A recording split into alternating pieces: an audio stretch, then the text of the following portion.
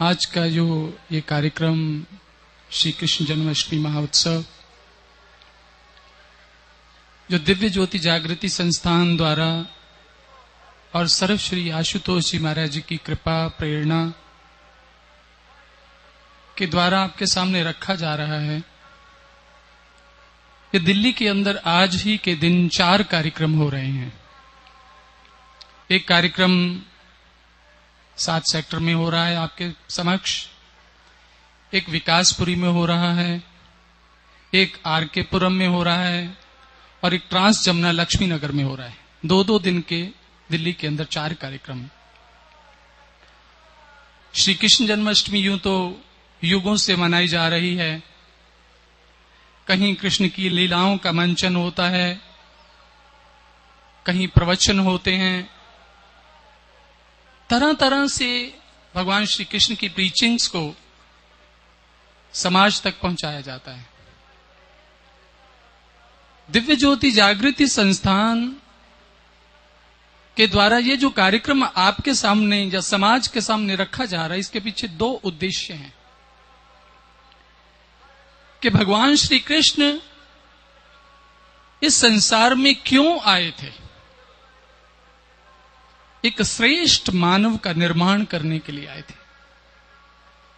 भगवान को या ईश्वर को इस संसार में आने की कब आवश्यकता पड़ती है, उनको क्यों आना पड़ता है?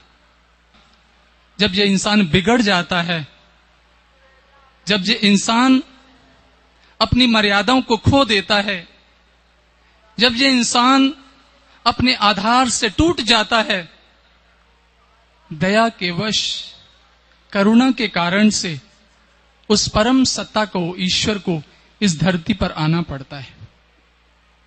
यह इंसान अपना कर्म भूल बैठा है। यह इतना स्वार्थी हो गया, इतना लुटेरा हो गया है, इसने समाज की उस सुंदर तस्वीर को बिगाड़ कर रख दिया है। इसलिए भगवान को आना पड़ता है। इस पृथ्वी पर हजारों जीव हैं, हजारों जानवर हैं, हजारों जहरीले जीव जंतु हैं, 84 लाख योनियां हैं, शास्त्र बताते हैं। लेकिन भगवान को आना पड़ता है इस इंसान को सुधारने के लिए, ये जो बिगड़ गया है। आज डर किससे है? आज समाज को डर किससे है? किसी जहरीले सांप से नहीं है, हाथी से नहीं है, शेर से नहीं है। आज समाज को डर है, आज सृष्टि को डर है, आज पाप का बोझ ये इंसान पर्याय बन गया उसका। आज जितना इंसान से डर है उतना किसी और चीज से डर नहीं है, क्योंकि इंसान बिगड़ गया है। जब ये बिगड़ जाता है ये भयानक हिंसक पशु बन जाता है। आज के परिवेश में आप देख रहे हैं ना, चप्पे चप्पे पर पुलिस खड़ी है। धार्मिक आयोजनों के लिए पुलिस के लिए एक सिरदर्दी बनी हुई है कि सब ठीक ठाक से हो जाए। अरे भाई, किससे डर है?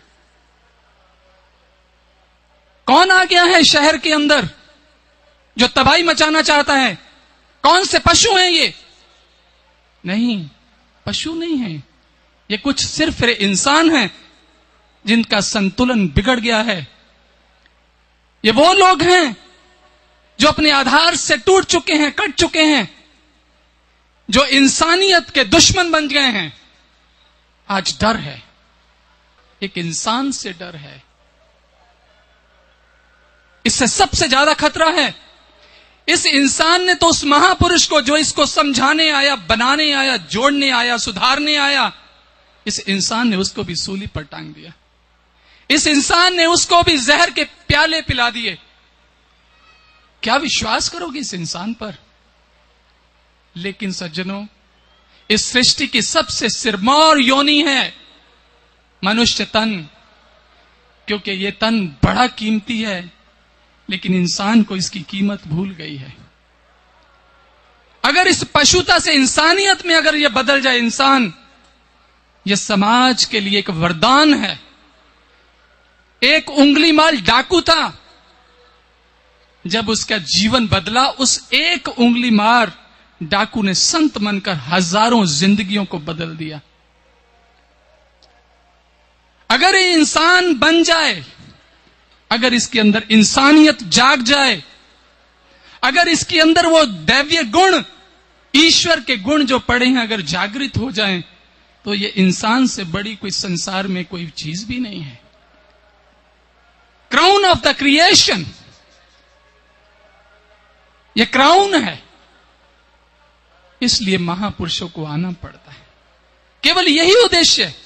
और एक बार नहीं, बार बार आना पड़ता है, क्योंकि इसके बिगड़ने की संभावनाएं बहुत ज्यादा है। ये माया है, ये ईश्वर की रचना में रचयिता को भूल जाता है और माया इसको छल लेती है और ये माया का रूप बन जाता है और सारी जिंदगी अपने उस परम आनंद से छूटकर दुखों में, चिंताओं में, बेचैनी में। आज किसी धनी व्यक्ति को देखो, डिप्रेशन का मरीज है, 3600 बीमारियां लगी हुई हैं, घर में कलेश है, कहीं चैन नहीं है। एक गरीब आदमी है, वो गरीबी से लड़ रहा है और उस भूख मिटाने के लिए वो चोरी करता है, गुनाह करता है, हिंसा करता है। इस इंसान के अंदर सज्जनों एक सबसे बड़ा कीमती हीरा छिपा हुआ है, परम आनंद का, जिसको ये भूल जाता है। इसलिए हर वक्त पर, हर काल, हर समय भगवान श्री कृष्ण गीता में ये प्रमाण देते हैं कि अर्जुन, वो कौन सा समय था जब मैं नहीं था, तू नहीं था, ये लोग नहीं थे, और कौन सा समय होगा जब तू नहीं होगा, ये नहीं होंगे और मैं नहीं होगा। अर्जुन, तू मुझे नहीं जानता, तेरे और मेरे अनेक जन्म हो चुके हैं, तू नहीं जानता, क्योंकि तू भूल गया है। भूलने की बीमारी है तुझे, इंसान भूलता है। भगवान कहते कि मैं सब कुछ जानता हूं, तेरे और मेरे अनेक जन्म हो चुके, तू नहीं जानता, मैं जानता हूं। इसलिए वो करुणा के कारण, दया के कारण वो बार बार आता है कि जाग जाओ, ऐ इंसान जाग जा, तू ईश्वर का बंदा है, तू ईश्वर का अंश है, तेरे में सर्व गुण, सर्व सुख पड़े हैं, सर्व सुखा बने तेरे ओले, भरम के पर्दे सतगुरु खोले। ये जो भरम के पर्दे तेरे तुझ पर पड़े हुए हैं, तुम गुमराह हो चुका है। अगर तू उस परम आनंद, परम शांति, परम सुख को पाना चाहता है, तो अंदर मुड़, अपने घर को, अपने घर में बैठ, अपने घर को पहचान। इस कार्यक्रम का उद्देश्य भी यही है। ये इतिहास की बातें केवल इतिहास की बातें नहीं है कि हम कल से श्री कृष्ण करते जा रहे हैं। श्री कृष्ण हो, श्री राम हो, बुद्ध हो, महावीर हो, सब महापुरुषों का एक ही संदेश है। हर महापुरुष इस इंसान को बदलने, समझाने, सुधारने आया, उसे सुख देने आया, लेकिन ये बदलने को तैयार नहीं है। ये बिगड़ने को हर पल तैयार है। आप शराब के ठेकों पर देख लीजिए, भीड़ पैसे देके जहर खरीदते हैं और अपने इस जीवन को नष्ट करते हैं और अपने इस घर को बर्बाद करते हैं। दुर्भाग्य है उनका, दुर्भाग्य है। ईश्वर के जब डंडे पड़ेंगे, जब नीच योनियों में तड़पना पड़ेगा, जब यातनाएं सहनी पड़ेंगी, तो आपकी आवाज नहीं निकलेगी, आप अपनी मन की भावनाओं को व्यक्त नहीं कर पाओगे, क्योंकि भगवान हमेशा के लिए जुबान बंद कर देगा। सज्जनों, इंसान अगर वक्त पे जाग जाए, अपने आप को पहचान ले, अंदर से जाग जाए, और भगवान श्री कृष्ण ने जगाने का काम किया। आपने कल से सुन रहे हैं उनकी लीलाएं, बहुत सालों से सुनते आ रहे हैं, सदियां बीत गई हैं, युग बीत गए हैं, लेकिन तू क्यों नहीं बदला? तेरी जिंदगी में परिवर्तन क्यों नहीं आया? सज्जनों, जब तक कृष्ण का वो ज्ञान, कृष्ण की वो खुराक, वो डोज जो गीता के माध्यम से उन्होंने समाज को दी, जब तक वो खाएंगे नहीं ना, तो ये रोग जो लगा है, ये रोग इंसान को लगा ना, जो दिसे सो रोगी, इस संसार में हर एक इंसान रोगी है, क्योंकि कर्म, संस्कारों और विकारों का रोग है इंसान को। इंसान का मन बीमार है, इसलिए ये अशांत है। इस रोग को दूर करने वाली वो दवा वो ब्रह्म ज्ञान, वो जागृति, वो चेतना, वो ऊर्जा जब अंदर से नहीं जागेगी, जब अंदर से नहीं भड़केगी, तो ये अंदर की गंदगी, गुनाह, पाप जो छुपा रखे हैं अंदर हमने, वो जलेंगे नहीं, वो भस्म नहीं होंगे, वो राख नहीं बनेंगे, वो सड़ांत पैदा करेंगे और इंसान को जिंदगी भर अशांति और बेचैनी पैदा करेंगे। भगवान कहते मैं हर समय में पृथ्वी पर रहता हूं अर्जुन। क्या आज नहीं होगा? क्या द्वापर में ही था? आज नहीं होगा क्या? गीता झूठी नहीं हो सकती, हम और आप झूठे जरूर हो सकते हैं। अगर वो हैं तो आप कैसे पहचानोगे? आप कैसे पहचानोगे कि कृष्ण आज भी है? आपने सुना और देखा। मीरा रविदास के पास गई, कृष्ण की उपासक थी।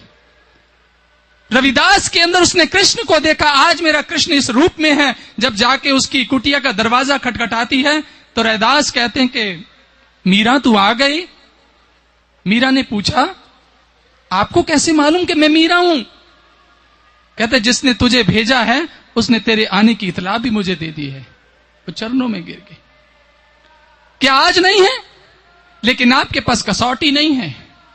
दिव्य ज्योति जागृति संस्थान इस पूरे भारतवर्ष में, पूरे विश्व के अंदर समाज को जागृत कर रहा है। जागो, अवेयर कर रहा है। आप समझो कि आप कैसे जाग सकते हो, उस कृष्ण की पहचान कैसे कर सकते हो। आपके जीवन का एक नया जन्म होगा। इंसान का जन्म एक शरीर का है और एक आत्मा का है, जो गुरु के द्वारा होता है, जिसे द्विज कहा जाता है। जब तक वो जन्म नहीं है होता तब तक हम जी नहीं रहे, हम मर रहे हैं। इंसान दिन प्रतिदिन मर रहा है, वो जी नहीं रहा। जिंदा जीवन वो व्यतीत करता है जिसके मन के अंदर उसका वास हो जाता है, जो उसके प्रकट दर्शन कर लेता है। आपके जीवन के अंदर, इस शरीर के अंदर क्या कृष्ण प्रकट हुआ? कृष्ण कौन है? कृष्ण एक शक्ति है, आत्मा है। भगवान श्री कृष्ण भागवत में कहते हैं अहम सर्वेषु भूतेषु भूतात्मवस्थित सदा तमव गयाय माम मरते कुरते अर्चा विडंबनम। मैं सबके अंदर आत्मा के रूप में, शक्ति के रूप में हूं। कृष्ण सबके अंदर है। भगवान श्री कृष्ण इंतजार कर रहे हैं ये इंसान अंदर कब मुड़े, ये मेरी तरफ कब मुड़े। और जब तक हमारे ये दिशा बदलती नहीं तब तक हम, इंसान सुधर नहीं सकता, तब तक उसे शांति और आनंद नहीं मिल सकता। इसलिए दिव्य ज्योति का उद्देश्य है, सर्वश्री आशुतोष जी महाराज जी का उद्देश्य यही है, समाज का एक व्यक्ति जागे, पता नहीं कितनों को जगा देगा। चाणक्य ने एक बात कही, इस समाज को दुष्टों से उतना खतरा नहीं है जितनी सज्जनों की निष्क्रियता से है। हम सोचते हैं पड़ोसी के घर आग लगी है, कोई बात नहीं, शुक्र है, भगवान का शुक्र है, हम बच गए। हम क्या कहते हैं? हम बच गए। पड़ोसी के घर आग लगी, हम बच गए। नहीं, ये भावना इंसान की नहीं है, हैवानियत की है। महापुरुष सबके लिए सर्वे भवन्तु सुखिना, सब संसार सुखी हो, इस विचार को लेकर आते हैं। आज सर्वश्री आशुतोष जी महाराज जी ने दिव्य ज्योति जागृति संस्थान के माध्यम से, आज आपने देखा मंच पर पूरे विश्व में जहां जहां भी दिव्य ज्योति की ब्रांचेस हैं, जन्माष्टमी मनाई जा रही है, रामनवमी मनाई जा रही है, हर महापुरुष के जन्म दिवस मनाए जा रहे हैं, केवल इसलिए कि समाज को एक दिशा दी जा सके कि तेरे जन्म, तेरे शरीर के अंदर उनका जन्म हो जाए तो तेरा असली जन्म होगा, तब तेरे जीवन की असली शुरुआत होगी, तब तेरा सफर शुरू होगा अपनी मंजिल की ओर। तू तो मंजिल के विपरीत जा रहा है, तू तो भटक रहा है। इसी श्रृंखला के अंदर सर्वश्री आशुतोष जी महाराज जी ने 1995 के अंदर यह आदेश किया कि तुम लोग जेल के अंदर भी जाओ। जेलों के अंदर कैदी हैं, उनके अंदर बहुत गुण हैं, उनको जगाना है। महाराज जी का आदेश, उनकी कृपा साथ थी। हम दिल्ली की तिहाड़ जेल में गए। हमारे बीच में तिहाड़ जेल के डीआईजी साहब भी आए हैं। ये जानते हैं कि पिछले 12 वर्षों के अंदर तिहाड़ जेल के अंदर आशुतोष जी महाराज की कृपा से ब्रह्म ज्ञान के द्वारा जो क्रांतिकारी परिवर्तन आया, हजारों पेशेवर अपराधी जो कातिल थे, डाकू थे, बड़े बड़े अपराध किए थे, ऐसे ऐसे लोग जिनके जीवन में परिवर्तन आया। परिवर्तन, हर इंसान के अंदर संभावनाएं हैं। अगर उंगली माल डाकू संत बन सकता है, गणिका वेश्या महान संत बन सकती हैं, तो क्या ये जेल के कैदी महान नहीं बन सकते? इनके अंदर संभावनाएं हैं और वह संभव करने आया है उन संभावनाओं को। उसके पास ऐसी दवा है, उसके पास ऐसी औषधि है ब्रह्म ज्ञान की, जिसके द्वारा इंसान की चेतना, उसके अंदर करंट आ जाता है। और वो लोग जिस वक्त जेल से बाहर निकले, आज वो समाज की मुख्य धारा में है। मुझे कहते हुए बड़ा गर्व और बड़ी खुशी हो रही है कि आज इस पंडाल, इस प्रबंध के अंदर भी कितने जो अपराध की दुनिया में जा चुके थे, आज वापस निकल करके श्रेष्ठ मानव, श्रेष्ठ समाज का अंग बनकर समाज के अंदर रह रहे हैं। कैसे परिवर्तन आया? कोई सलाखों से, कोई डंडों से, कोई कानूनों से नहीं बदल सकता इंसान। इंसान बदलता है आध्यात्मिकता से। इंसान बदलता है जिस वक्त उसके अंदर जाकर कोई काम किया जाता है, और वो एक सूक्ष्म कार्य है। वो केवल सतगुरु कर सकता है, वो केवल कृष्ण कर सकता है। वो सूक्ष्म से सूक्ष्म है। महाराज जी ने कहा, मुझे चिंता है इस युवा पीढ़ी की। आज की युवा पीढ़ी, आप भी चिंतित होंगे, आप भी चिंतित होंगे अपनी औलाद से। आने वाले कल में ये क्या करेंगे? सज्जनों, जो समाज का वातावरण है इतना भयानक है, इतना बिगड़ चुका है। इस समाज में आने वाला समय कितना भयानक और कितना दुर्दांत होगा, आप कल्पना करके कांप उठेंगे। ये आने वाली पीढ़ी जो कल इस समाज को का एक हिस्सा बनेगी, देश का एक हिस्सा बनेगी, देश की एक जिम्मेवारी लेंगे, इससे कोई उम्मीद मत रखना। ये युवा वर्ग नशों का पीड़ित है। नशों से इन्होंने अपने जीवन को खोखला कर लिया है। आज युवा 20-20, 25-25 साल के बच्चे अपराध की दुनिया में चले गए।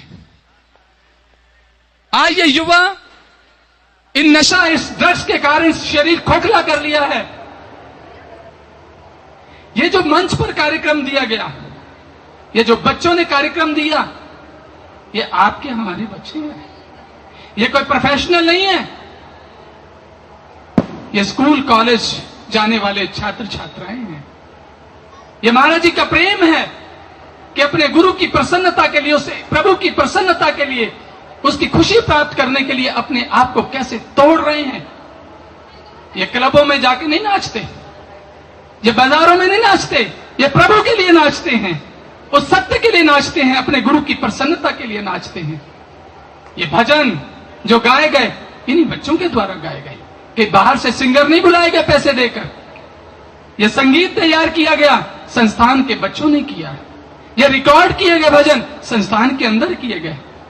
यह परिवर्तन नहीं तो और क्या है? समाज के अंदर कुछ करने की जरूरत है सज्जनों। भगवान ने जीवन इसलिए नहीं दिया खाओ पियो अपना मौज करो और सो जाओ। क्या आपको समाज की चिंता है? आपको पड़ोसी की चिंता है ना?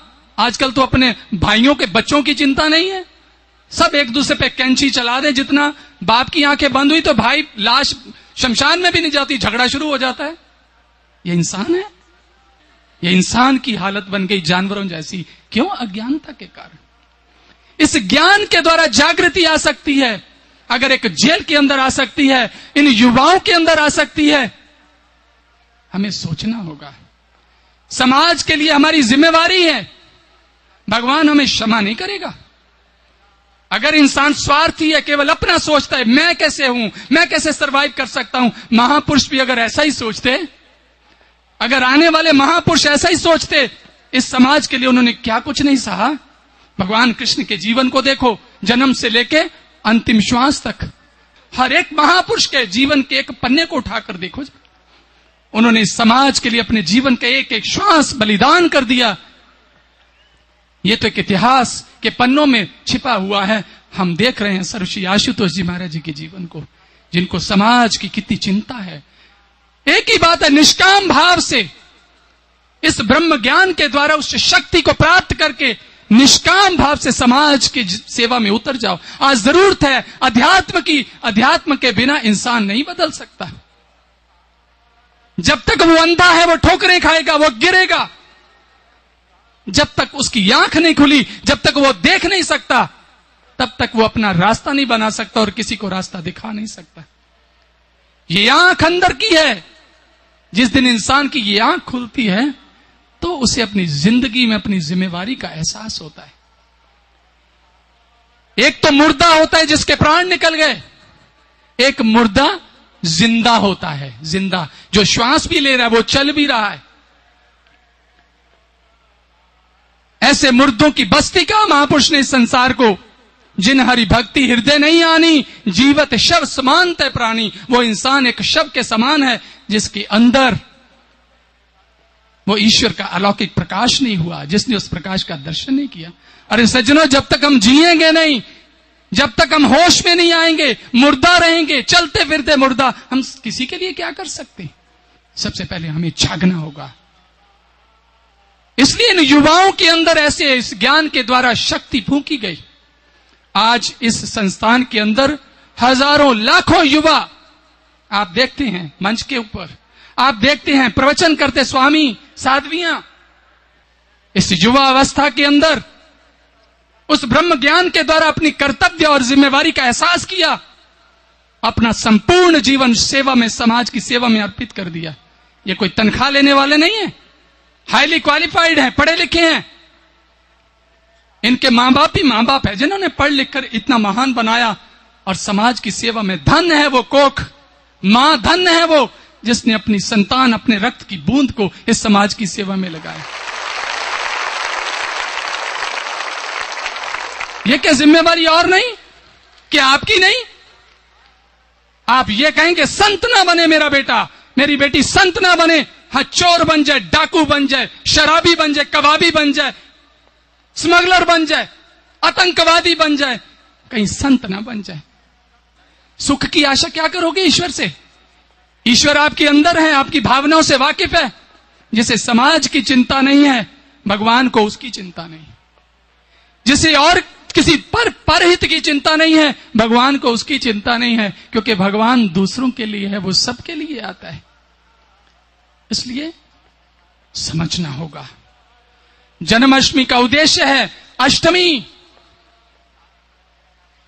हमारे अंदर एक जागृति लेके आए, हम जागे इस ब्रह्म ज्ञान के द्वारा। जिस वक्त किसी इंसान को मिलता है ना यह ज्ञान, वो चुप नहीं रहता, वो उछलता है, वो लोगों को बताता है, सुनो समझो। सज्जनों, ये जिंदगी है, ये जिंदगी है। महापुरुष इस जिंदगी को जीने का सबक देने आते हैं। मर तो जाना ही है। कोई 20 साल की उम्र में, कोई 30 साल की, कोई एक्सीडेंट से मरता, कोई हार्ट अटैक से मरता है। हम कितने लोगों को रोज हैं बस एक बार ऐसे कहते हैं, ठीक था, कल तो ठीक था, पता नहीं हमारे साथ भी ऐसा होगा, है अभी तो जन्माष्टमी कल मिला था।